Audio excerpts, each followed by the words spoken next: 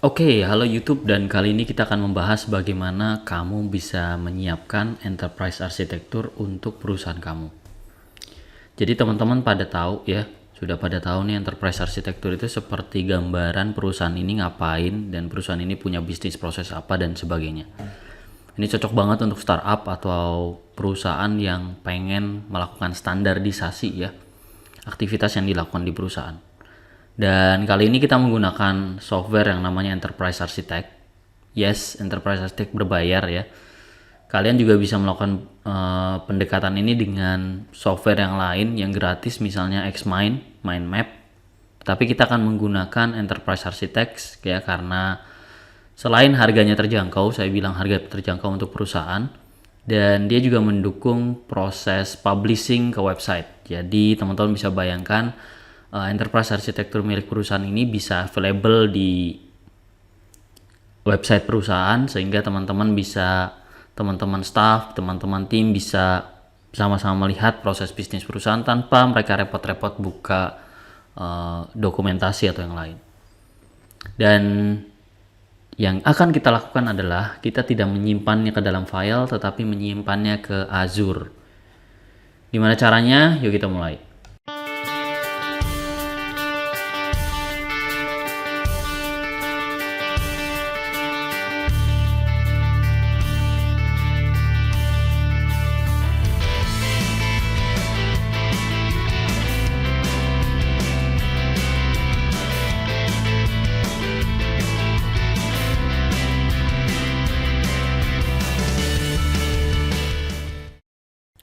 Pertama yang kita lakukan adalah kita harus terhubung dengan server connection di sini.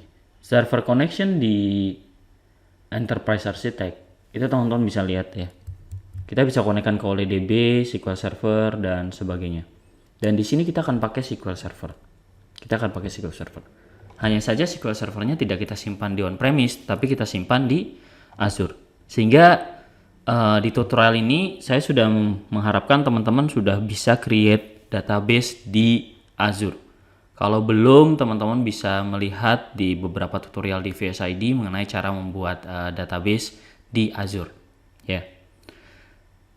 Dan itu cukup mudah ya. Kemudian nanti kita akan mencoba meng-create sebuah database ya, sebuah database kosong, dan kemudian database-nya itu kita beri script ya, script khusus supaya bisa terhubung ya, atau bisa digunakan oleh Enterprise Architect.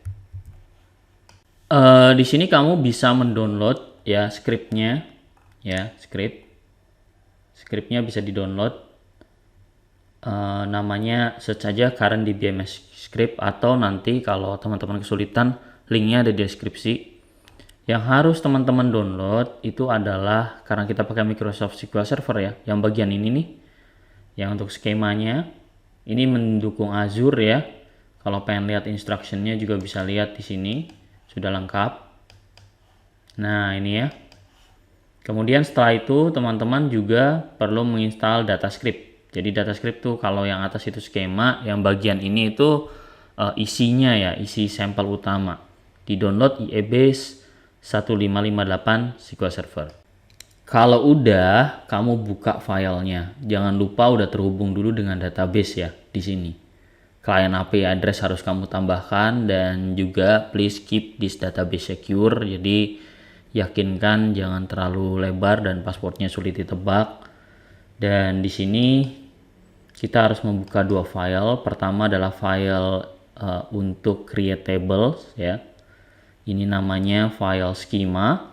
Teman-teman harus run aja, execute ya. Kemudian setelah itu file initial data. Ini juga teman-teman execute. Kalau udah semuanya sukses, artinya kita sudah berhasil mengkonfigurasikan database-nya. Kita tinggal terhubung saja. Berikutnya kita balik ke Enterprise Architect. Di Enterprise Architect kita bisa pilih SQL Service Native Client atau OLEDB Provider for SQL Server. Saya pilih OLEDB Provider for SQL Server ya. Kemudian nanti kamu masukkan ya informasi terkait dengan username di sini, password ya, kemudian nama server dan juga database yang hendak kamu hubungkan.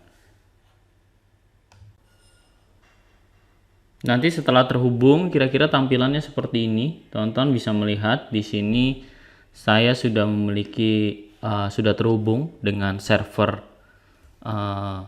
database ya, sehingga kita nggak pakai local project tapi kita pakai server connection ya dengan SQL Server ini ya. Teman-teman bisa lihat di sini connectionnya.